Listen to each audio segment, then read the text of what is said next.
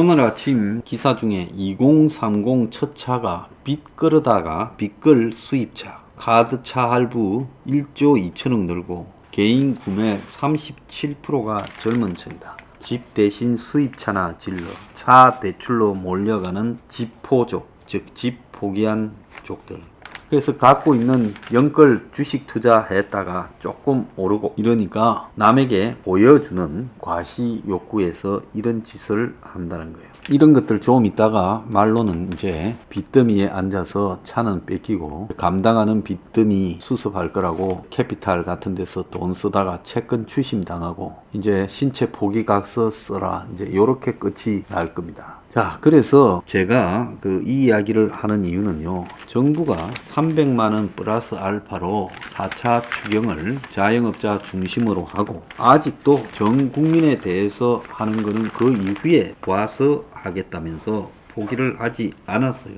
한간에는 홍남기가 10조를 넘으면 안 된다 해서 이렇게 돈을 국가 부채가 막 늘어나는 것을 막기 위해서 애를 썼다. 그래서 선별 지원으로 자영업자하고 소상공인에게 먼저 해주자라고 결정되면서 홍남기가 8번 지고 1승을 했다. 뭐 이런 말까지 있습니다. 그런데 이것도요, 지금 4차 재난지원금 중에 우선 선별 지원으로 자영업자 등에게 주고 그 다음에 재난지원금을 전 국민한테 주는 것도 고려하겠다, 이렇게 지금 여권이 이야기를 하고 있습니다. 그래서 이 홍남기가 잠깐 이긴 거지 실제로는 재난지원금 규모가 30조쯤 된다면 이미 이긴 게 아니고 전 거죠. 잠깐 이긴 듯이 보이다가 금방 진 겁니다. 홍남기는 9패인 거예요. 그래서 재난지원금 규모가요 10조 안에 끝날 수가 없다라는 겁니다. 왜? 300만원 플러스 알파 해서 3월 말에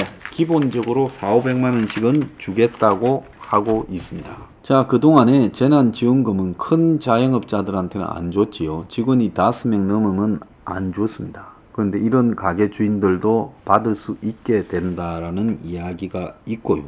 노점상이나 배달 노동자들도 받게 된다, 이렇게 지금 이야기를 하고 있어요. 제가 재난지원금은 일종의 국가적 보상이기 때문에 그래서 강제적으로 영업 제한을 당했던 사람이 임대료나 권리금이나 직원 월급이 나가면서 망할 지경이 된 부분에 대해서 준다, 이런 거는 이해가 갑니다. 자, 그런데 이낙연이가 노점상이나 플랫폼 노동자, 즉 음식 배달 노동자, 배달의 민족 이런 데 소속된 사람, 그리고 신규 상인, 즉 작년에 영업안서 실적이 없는 사람들은 여기에 편입되지 않았다면서 코로나 상황에서 새로 창업을 해서 매출이 증명되지 못한, 매출 감소를 증명하지 못한 사람들이나 관광버스 기사, 용역업체에 소속된 돌봄 서비스 종사자들까지 주자고 지금 이야기를 하고 있습니다. 자, 그런데 당에서는 4차 재난지원금의 예산을 3차에 2배가 넘는 20조 이상이라고 이렇게 말하고 정부는 10조쯤 주자 이렇게 말을 하고 있는데 문가리가 일자리 지원금까지도 여기 같이 얹자라고 말을 해서 30조 정도 이렇게 가지 않겠냐. 그래서 4월 초 재보선 앞두고 한 30조를 3월 말에 뿌리겠다, 지금 이렇게 말하고 있습니다. 저는 아까 생방송에도 말씀드렸지만 노점상이나 배달 노동자 중에 세금 안 낸 사람들은 아마 재난지원금을 절대 줘서는 안 된다라는 생각을 하고 있습니다. 자, 모든 이런 피해에 대한 보상은 피해가 있는 곳에 보상이 주어져야 되고 세금은 국가와의 시민의 약속입니다. 세금을 많든 적든 낸 사람들한테 보상을 해줘야 되는 것이지 세금을 전혀 내지 않은 자영업자도 많습니다. 영세사업자라고요. 그런 사람은 재난지원금을 받았어도 안 되겠죠. 자기는 버는 게 작다고 세금 안 낸 사람한테 재난지원금은 버는 게 작으면 감소해봤자 피해도 적을 거 아닙니까?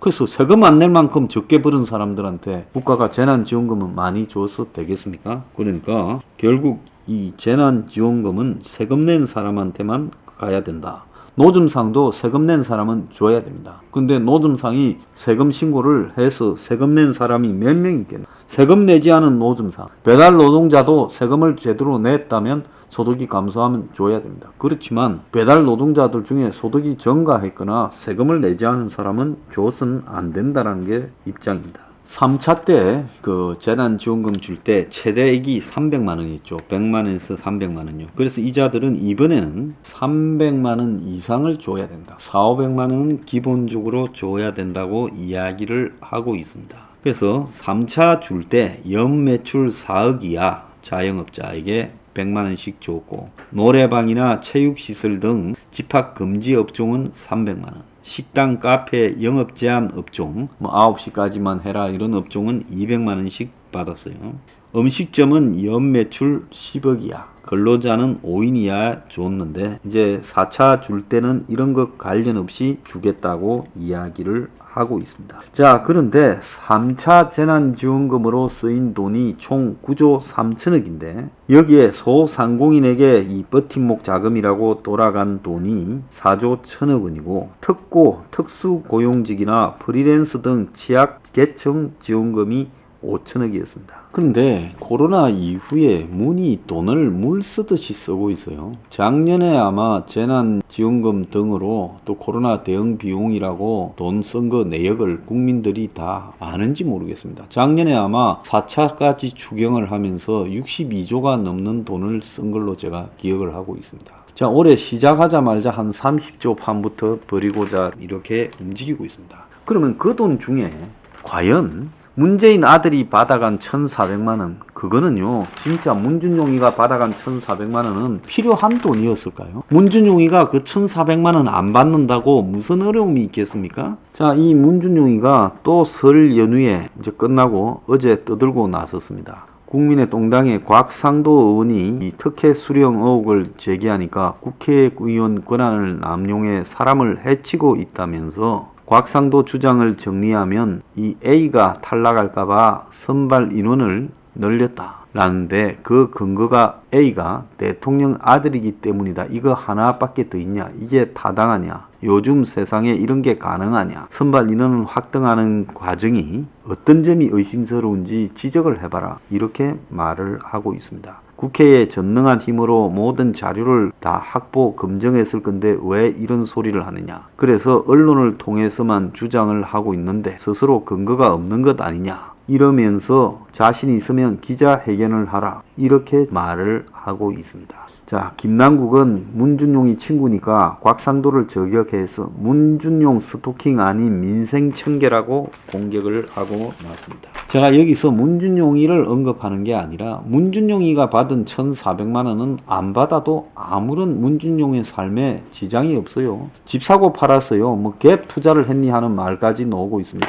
구로구 신도림동에 이 아파트를 사고 팔면서 2억 3천만 원의 시세 차익을 얻었는데 문준용이 강서구 동천동에 아파트 15층에 전세로 거주하고 있었는데 그걸 또 샀다고 하면 실제로 구로구 아파트는 살라고 사는 게 아니라 투자하려고 산 거 아니냐, 이렇게 지적을 했어요. 자, 문제는 경제가 끝없이 안 좋아지고 있습니다. 정권이 잠깐만 그 고용지원금 풀어가지고 임시 일자리, 뭐 한 달에 40만 원, 60만 원 주는 이런 공공 일자리를 창출해서 노인이나 젊은 사람들한테 아무 의미 없는 일을 시키고 하나마나엔 그래서 고용이 늘어났다라고 이렇게 잠깐 이렇게 눈 가리고 아웅하는 방식으로 속여봤자 결국은 한국 경제는 지금 나락으로 향하고 있다는 걸 감출 수 없고, 이런 일자리 만드는 데 쓰여진 돈은요 전부 낭비가 되고 국가 부채가 될 겁니다.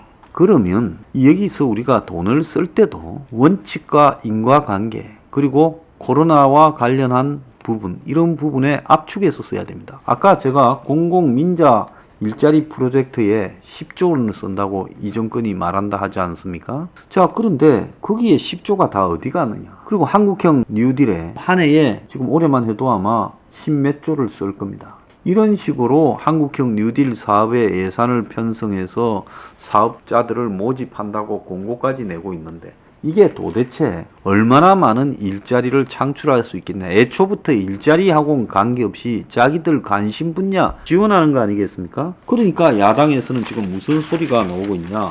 당장에 한국형 뉴딜 사업 예산의 한국형 뉴딜 사업이 대거 포함됐던 3차 추경으로 예산이 늘어난 사업 중에 현장에 완료된 것은 35%뿐이다. 그래서 한국형 뉴딜 사업 예산을 코로나 예산으로 끌어다 쓰자고 논평까지 나왔습니다. 그래서 불효불급한 선심성 예산부터 코로나 재난 예산으로 편성해야 된다라는 이야기까지 나오고 있습니다. 자, 이 정권은 자영업자들한테 한 500만원씩 주고, 이제 말은 전국민 재난지원금은 4월 재보선 끝나고 다 또 집집마다 한 100만원씩 주겠다고 말로 이렇게 해서 5차 재난지원금을 공약하면 선거에서 자영업자들도 찍어주고 또 국민들 다수도 또 100만원씩 주는구나 하면서 찍어줄 거라고 생각을 하는 것 같습니다. 그럼 제가 이 방송을 듣는 여러분들한테 물어보겠습니다.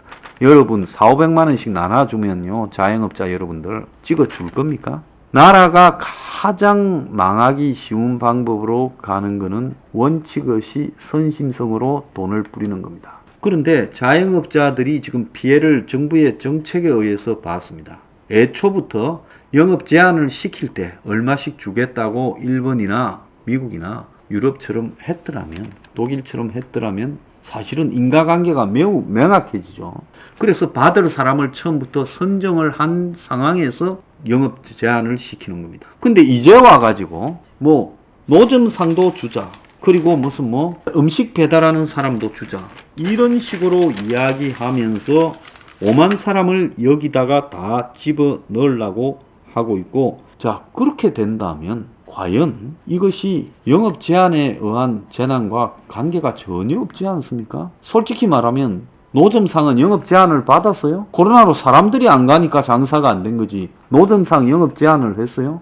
밖에서 파는데? 가장 중요한 것은 국가가 제한을 할 때 그것은 뭡니까? 그 사람들이 국가에 세금을 내고 임대료를 내고 그리고 권리금도 일부는 내고 이런 부분을 했기 때문에 영업 제한에 대해서 보상을 해줘야 된다는 겁니다. 그래서 적어도 여기서 세금, 임대료 등을 내면서 영업을 해온 사람한테 국가가 강제적으로 못하게 한 부분은 배상해줘야 된다. 그것은 절대적으로 맞는 부분이에요. 그리고 그런 사람들한테 그런 배상이 정의롭게 되려면 진짜 피해본 만큼을 처음부터 산정을 하고 배상을 해줬어야 되는데, 처음에는 그런 거 없이 명령을 즐기면서 하다가 언제 1월 달에 저항이 시작되고 4월 달에 선거가 4월 초에 있고 이러니까 이제 자영업자 피해 보상이니 이익 공유제니 기업 펀드를 만드느니 뭐 있다는 소리를 이제서 하고 있는데, 이제 이 피해액을 얼마인지 계산해서 배상을 해주기가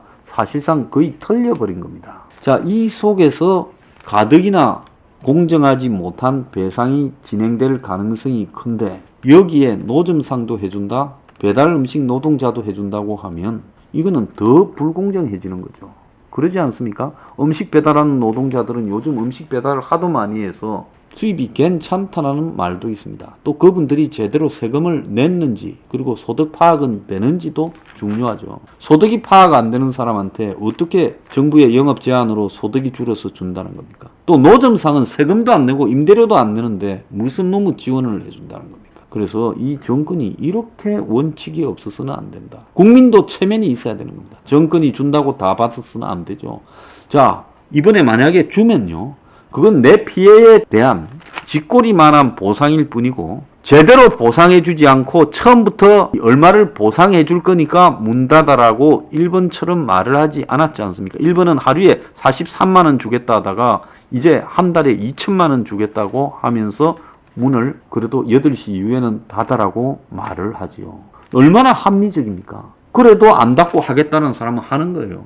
자, 그렇게 해야 되는 거죠. 그러니까 재난지원금이 오더라도 장난치냐라고 받아들이고 표는 정확하게 자기 양심에 따라 찍어야 된다는 거예요. 이렇게 돈 뿌려서요, 지 돈도 아닌 거 국가 부채 내에서 막 뿌려서 표 깼다는 자들요, 이런 자들이니까 처음부터 배상은 생각하지 않고 문 닫아라부터 한 겁니다.